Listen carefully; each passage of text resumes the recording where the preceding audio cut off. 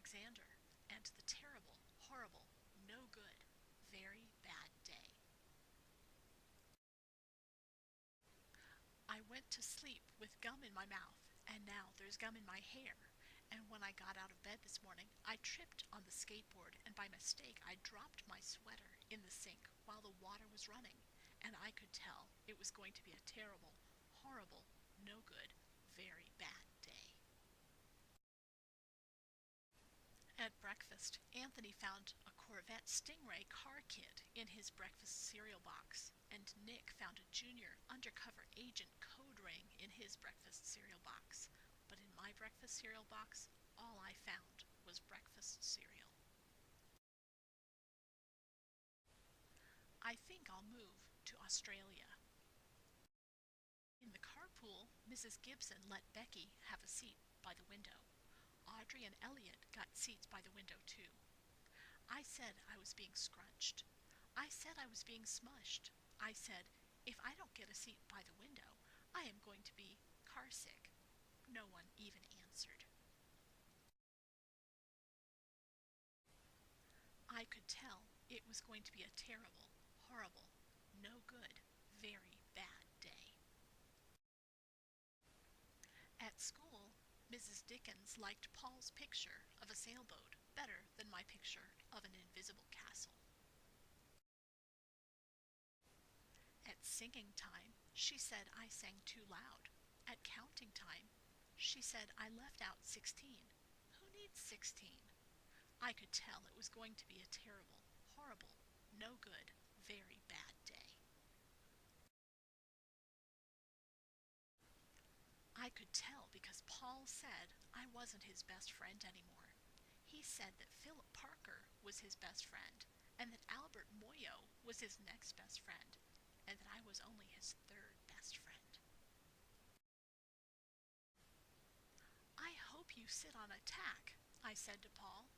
I hope the next time you get a double-decker strawberry ice cream cone, the ice cream part falls off the cone part and lands in Australia. There were 2 cupcakes in Philip Parker's lunch bag, and Albert got a Hershey bar with almonds, and Paul's mother gave him a piece of jelly roll that had little coconut sprinkles on the top. Guess whose mother forgot to put in dessert?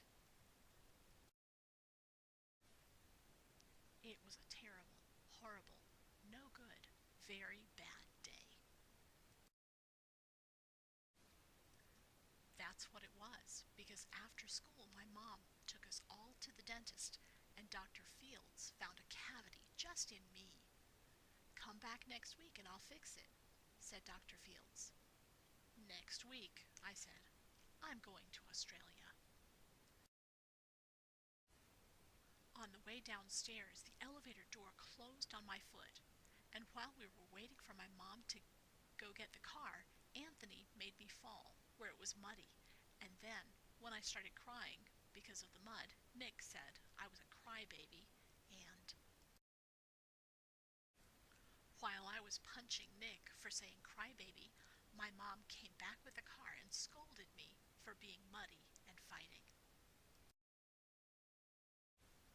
I am having a terrible, horrible, no good, very bad day, I told everybody. No one even answered. So then we went to the shoe store to buy some sneakers. Anthony chose white ones with blue stripes. Nick chose red ones with white stripes. I chose blue ones with red stripes. But then the shoe man said, "We're all sold out." They made me buy plain old white ones, but they can't make me wear them.